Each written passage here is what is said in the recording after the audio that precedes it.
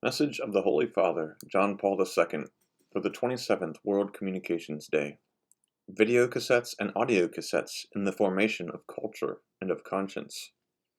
My dear brothers and sisters, more than a full year after the publication of the Church's latest pastoral instruction on communications media, Aetatis Novae, we are still reflecting on the vision of the modern world which it presented, and still trying to grasp the practical implications of the media situation it described. This is precisely what the Church would wish us to do. The entire family of the Church must involve itself prayerfully in the search for understanding and awareness in the unprecedented situations so often nowadays cast up by the world's headlong progress in discovery and development.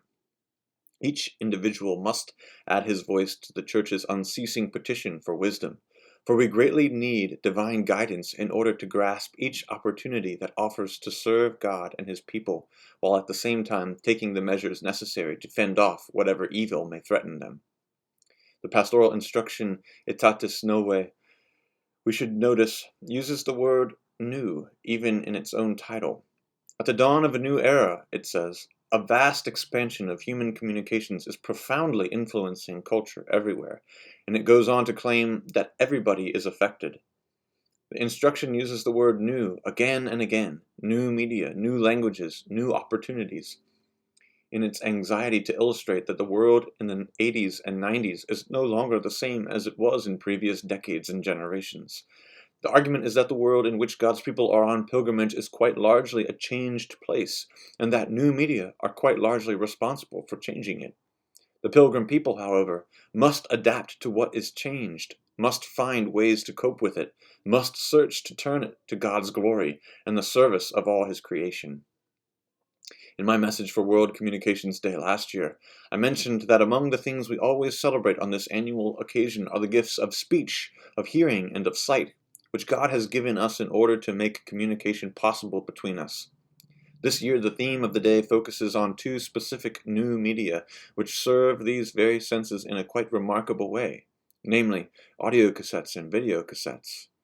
These are truly remarkable gifts of God to our times, making it possible for us to conserve and easily transport so that we may hear and view them over and over again, by ourselves or in the company of others, in our homes or elsewhere, as we choose, unlimited numbers of programs in voice or vision, or both, whether for instruction or entertainment, for more complete understanding of news and information, or solely, perhaps, for artistic enjoyment.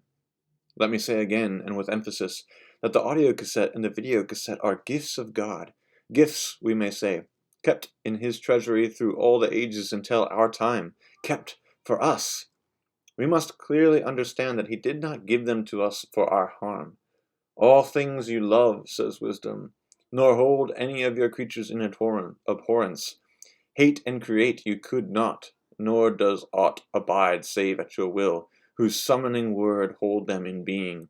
They are yours, and you spare them, you the master of them all. It is not by accident that we find ourselves exactly where we are in this passing world, and at this passing moment, never to be repeated in the history of the human race. This has come about by a special disposition of God's providence. He wills us to be here, now and at no other time, with opportunities to serve our contemporaries by means never before available or even imagined, and thus to render glory to His Majesty in ways never previously possible. For those engaged professionally in the production of audio or video programs in cassette or other forms, there will often be opportunities to integrate the Christian message in one way or another, explicitly or implicitly, into the new culture created by modern communications. This is something which should be expected to happen as a natural consequence of the Church's active, sympathetic presence within the world of communications. The professional who rates at its true value the impact and influence of the media productions he creates will take particular care to make them of such high moral quality that their effect upon the formation of the culture of his generation will be invariably a positive one. To be true to himself, to his craft, and to his faith, he must evidently resist the ever-present blandishments of easy profit, and firmly refuse to take part in any production which exploits human weakness, offends human conscience, or affronts human dignity.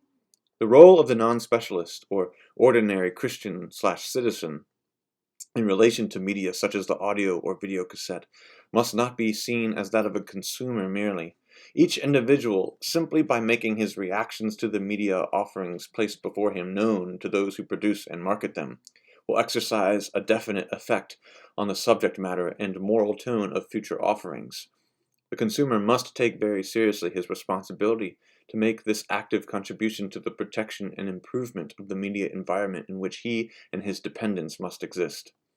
To all the media professionals, men and women, who strive to serve their fellows in the various branches of the social communications industry, to all the beloved members of the International Catholic Organizations for Media, active and at their posts throughout the world, and to the vast body of media consumers who are their audience and very weighty responsibility, I send, with affection and warmest fellow feelings, on this World Communications Day, my apostolic blessing.